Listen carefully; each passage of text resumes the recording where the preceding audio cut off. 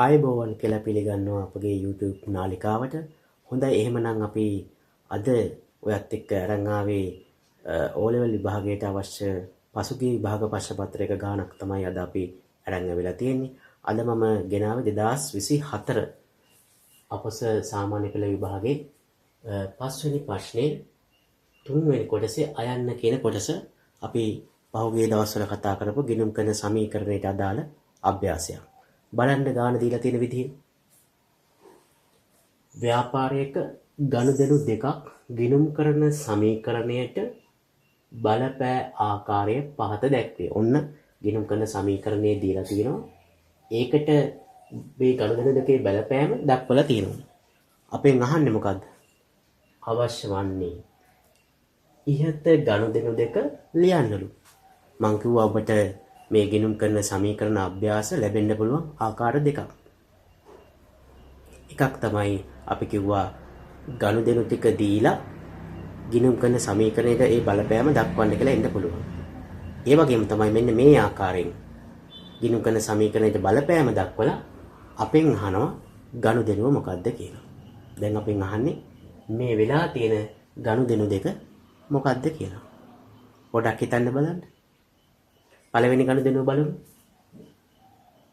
15000ක් මුදල් කියන වත්කම අඩු වෙලා තියෙනවා. ඒ වගේම 15000ක ණය හිමි කියන වගකීම අඩු වෙලා තියෙනවා. මොකද්ද ගනුදෙනුව?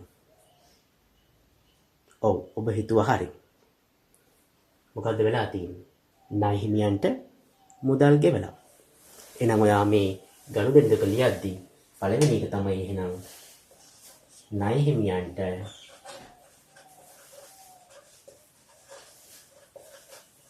රුපියල් 15000ක් මුදල් ගෙවීම.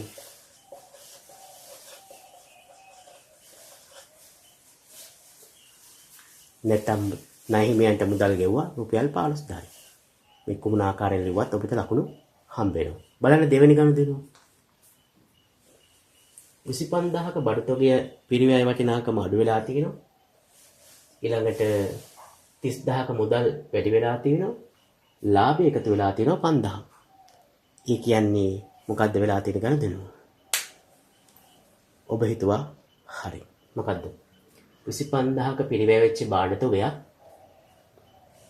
රුපියල් 30000කට අත්පිට මුදලට විකුණනවා.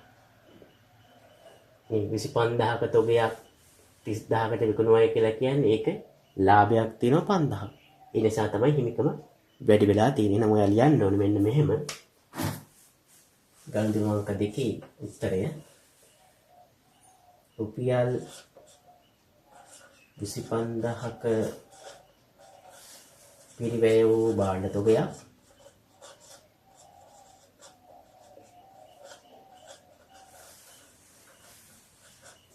රුපියල් 30000කට අපිට මුදලට විකිණීම.